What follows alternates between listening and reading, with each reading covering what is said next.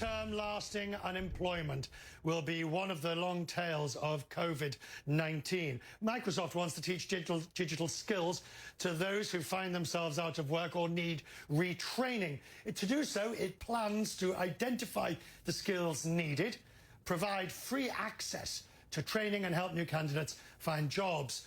Brad Smith is the president of Microsoft. He's still with me. How are you going to do this? It's a laudable goal, but I wonder how you do it. Well, Richard, we believe we can reach 25 million people around the world by the end of the year, and that's what we're focused on doing.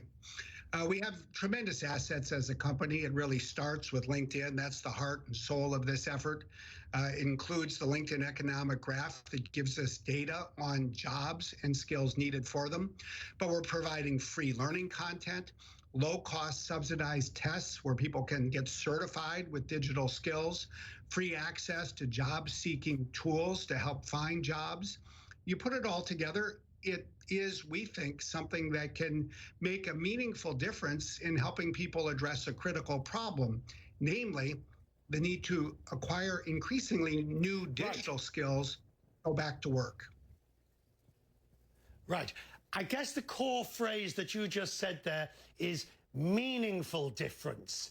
You know, there's no shortage of people or ways and get-rich-quick schemes. Not that I'm suggesting for a second this is anything like that. But I am saying, how do you take somebody who has found themselves out of work, believes they... I mean, they're not going to turn into an overnight computer programmer, but what skills can they pick up that will better equip them in the marketplace? Well, it's interesting. Think of this. We identified the 10 jobs that we think are going to most be in demand. It includes things like a sales representative, a customer service representative. There are lots of people from that background. Now, the jobs that are going to be filled, especially in an economy where more things happen remotely, will involve more digital skills than those jobs involved, say, 6 months or a year ago. So this is where I think we can work with people who start with a base of skills already and then supplement that with their opportunity to learn more and then certify to employers that they have passed the tests, right, and thereby show that they have the skills needed. You're putting heft behind this, aren't you?